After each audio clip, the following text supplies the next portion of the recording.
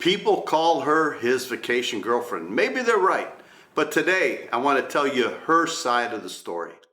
She doesn't have kids. She lives with her family.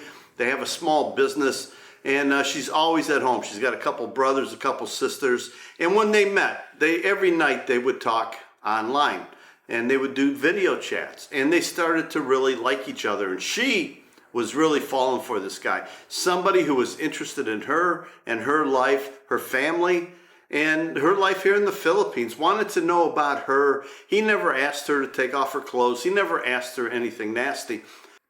And she was falling for Jay. Now, after a couple months of talking, he decided he was going to send her $100 a week. Now, Jay had a great job. Money was not the issue. So he was sending her money every week. She was happy. She was helping the family, running the family business. Everything couldn't be any better for her. She dreamed of the day of marrying somebody, and a foreigner was the perfect match for her. And she also dreamed about having children. And then one day, Jay said to her, "I'm coming to visit you in the Philippines." So Jay came to Cebu. He messaged her, "I'm here now, take the bus up." He sent her a little bit of extra money, and she came up to Cebu. They spent a month together. They traveled around the island of Cebu. They went to the beaches. They went to the nightclub. They were having a great time. You know, she was a young, single, attractive girl with no kids and has never really been out of the province. And here she's being swept off her feet by Jay, constantly showering her with gifts and money to have this 1 month vacation together. He came here for 1 month. They were together every day, every night, enjoying each other's company. And it was just magical for Leah. She was in heaven. Life could not be any better. But then Jay had to leave. The month was over. He had to go back to the U.S. She went back down to the province. This trip, he did not go and meet the family. But he was still sending her money every week. And the money was to pay bills, the electric, food, anything the family needed, household repairs. The family was dependent on him and his money, and she was dependent on him for the money and emotionally, because she was madly in love with him, thinking that one day they would be together full time. Now, Jay would always return every year. 1 year, 3 weeks, another year, a month. But every year he took his vacation and came to the Philippines and had this beautiful young girlfriend at his side. And she didn't cheat on him. She told me she was so loyal to him. She thought he was the one for her and that he was committed, because sending money to a family here in the Philippines, a lot of Filipinos go to work. They go overseas or they go to Manila and they send money to the family. A good boyfriend or a good husband would do the same thing. He would leave the province and go get a job in the big city and send money home. It's just the way of life here in the Philippines. It's accepted, and matter of fact, it's expected sometimes that the husband or the wife would go and get a job somewhere else and send money home. So receiving money every week was just reinforcing her belief that Jay was madly in love with her also.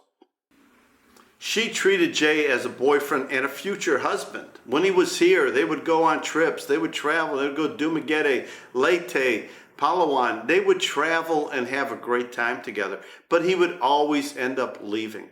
And she told him she wanted children. And she always hoped during one of his visits she would become pregnant and have a baby by Jay. That was her dream, a baby. And she looked forward to the day when he was going to retire and moved to the Philippines, even though they never talked about it yet.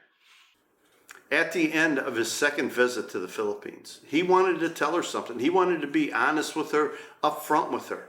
And he knew this was going to break her heart, and he felt bad, but he had to do it. The day before he left, he told her, "I do not want to have children. I cannot have children with you. I've been cut. I cannot have children, and you have to accept that."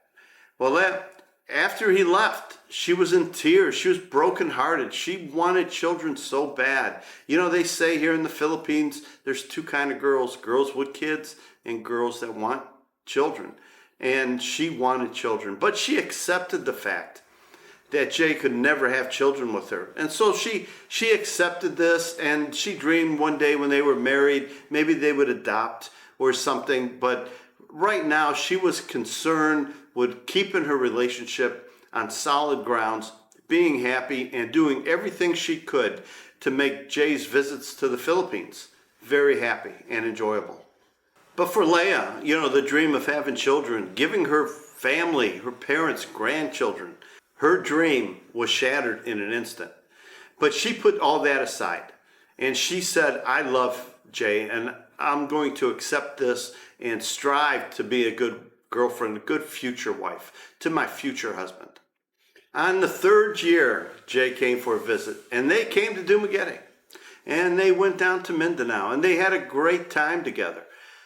But she finally asked him, she goes, Jay, when are you going to move to the Philippines? And Jay told her, I'm never going to retire to the Philippines. I'm just going to come on vacation. What about me? Are you going to take me back to the U.S.? And Jay said, no, I have no plans to take you back. I enjoy our time together. I enjoy talking to you. I enjoy being with you when I'm here in the Philippines. But I have no intention on leaving my home and moving to the Philippines full time or any other country. And I also have no plans of bringing you to the U.S. I'm so much older than you. I can't bring you back to the U.S. This is a vacation. When I come on vacation, we spend time together. We're happy. We're happy talking and chatting and enjoying each other's company. After 2 visits, all her dreams are gone. The dream of having children, the dream of being married to Jay, living with Jay here in the Philippines or back in the U.S. Shattered, gone. The marriage, the family she dreamed of, just slowly slipped away. Leah's days were filled. She tried to stay real busy. She helped her parents. She helped with the housework, the family business. She just stayed busy. But at night is when she was very lonely. At night she would lay down in her bed. She would have her pillow and her cell phone. And that's all she had. Her cell phone was her companion.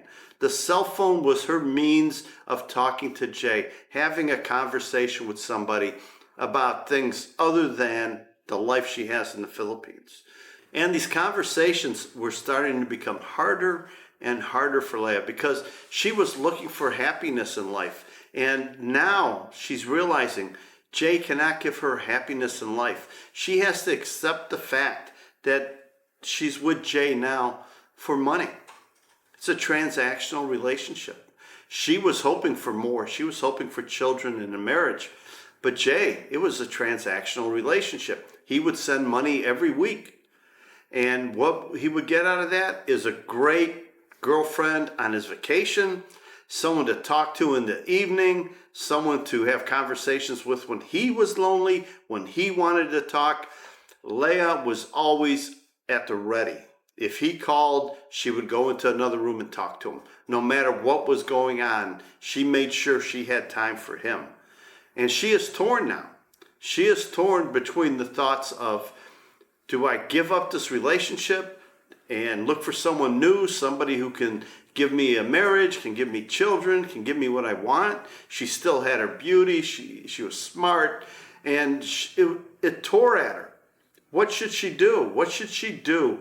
And the 4th year rolled around, and Jay's coming back for another vacation. And when he was here, she said, I'm going to talk to him, and I'm going to tell him I need more to my life than just being here for you on the vacations. So when Jay arrived, she talked him into coming down to her hometown. And he spent 2 weeks in her hometown with her. They went around and saw the sights, the beach, the mountains, the rice fields.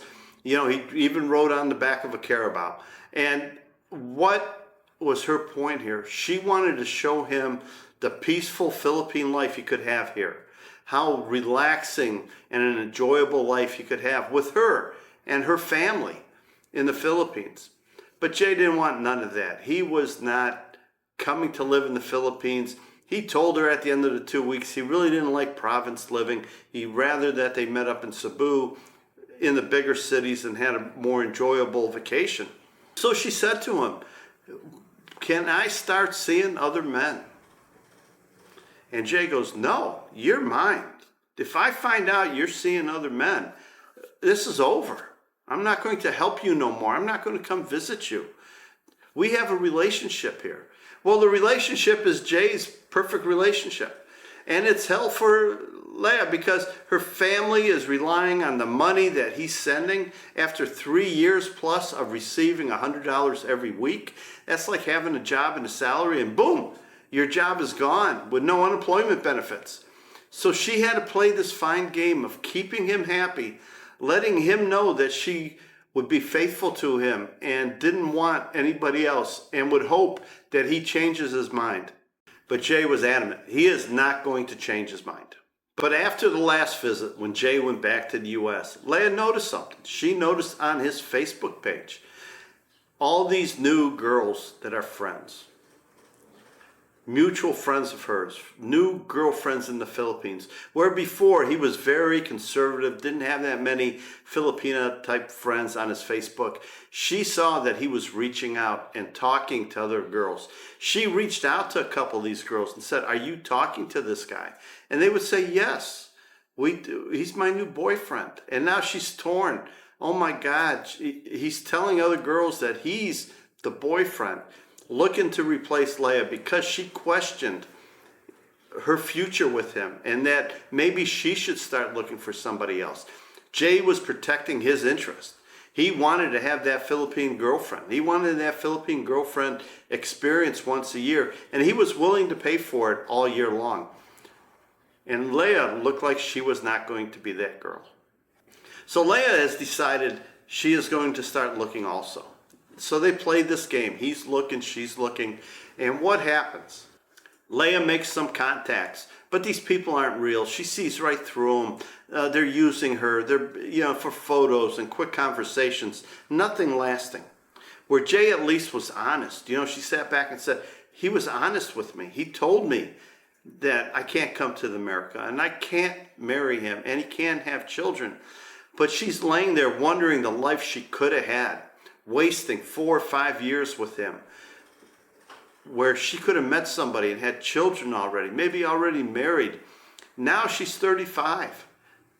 She still has her good looks, but as 40 creeps in, and all you guys know, Filipino women believe when they get into their mid-30s, they're no longer desirable.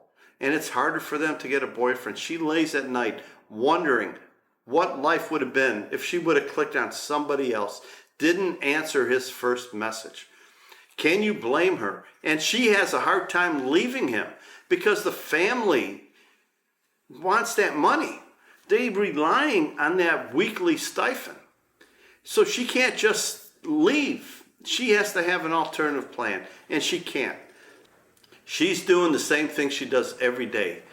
Work at home, take care of the family, stays busy, keeps her cell phone close so when Jay calls, she can talk to him. But deep inside, she knows she's only doing this for the money now. Is she guilty, guys? Is it bad that she's doing it just for the money? She's going to be that great weekend girlfriend. When he comes on vacation, that vacation girlfriend, when he's here as a 2-week or 4-week millionaire, she's here. She's safe. And do you blame him? He has the money. Money is not the issue here. That he's paying some girl to wait around all year to spend 3 or 4 weeks with. I can't answer that. Everybody's an individual. Everybody's different. What they do in their life is up to them. But Leah, 2-3 years from now, she keeps this up. When she hits 40 and he quits calling her and now he's calling somebody younger, did she waste her life? Is it really worth 5,000 pesos a week to give up a future and be happy and a family? I have a question for you guys. Have you ever had to make the choice between security and happiness? I know I have. I've had jobs that I hated, but the pay was so good, I just had to put up with everybody. And then I had these great jobs that I loved going to, but the pay was so bad, I couldn't commit. Torn between the two. Torn between two lovers, torn between two worlds. Until next time, guys.